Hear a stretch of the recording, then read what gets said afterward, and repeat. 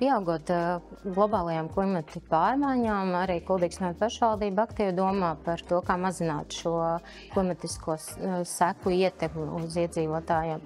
Jo, kā zināms, klimatisko seku ietekme ir nevien pašvaldības rūp, bet arī privātpersonas izjūta, applūst īpašumu.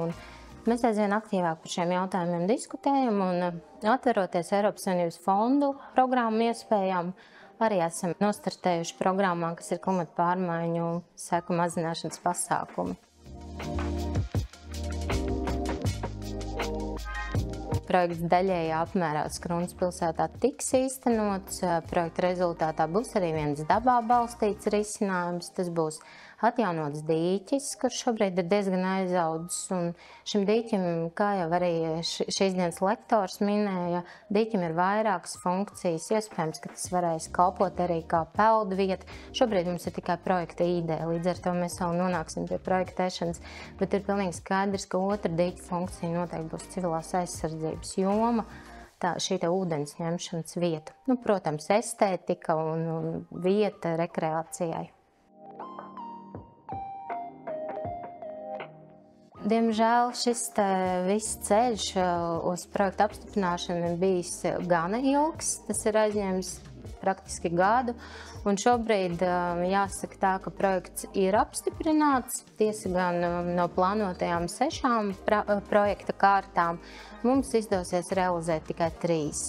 Un, ja jautāsiet, kas tad ir šie galvenie iemesli, kas ir neļāvuši projektu akceptēt pilnā apjomā, tad man jāsaka, ka tie ir balstīti normatīvu aktu dažādās kolīzijās, kas, diemžēl, Latvijas valstī šobrīd ir.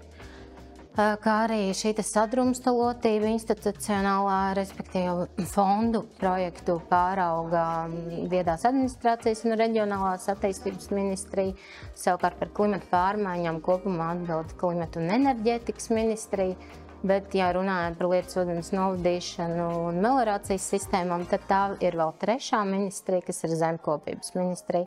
Tad šajā gaisotnē, protams, ka ir ļoti grūti nonākt pie vienota kopsaucēja.